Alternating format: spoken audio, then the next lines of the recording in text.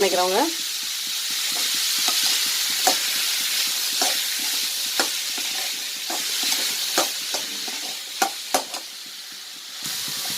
நல்லா கிளறு கழுவி விட்டுக்கலாம்.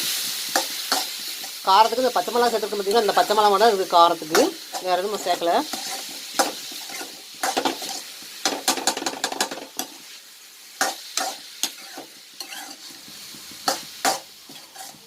இந்த பச்சை மிளகா, சீரகம், சின்ன வெங்காயம்லாம் வந்து குறகரப்பாக நுணுக்கும்போது அது ஒரு வாசனையாக இருக்கும் நமக்கு.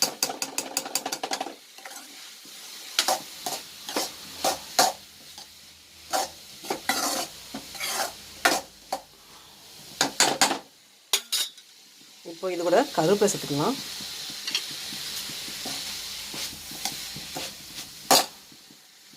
உப்பு,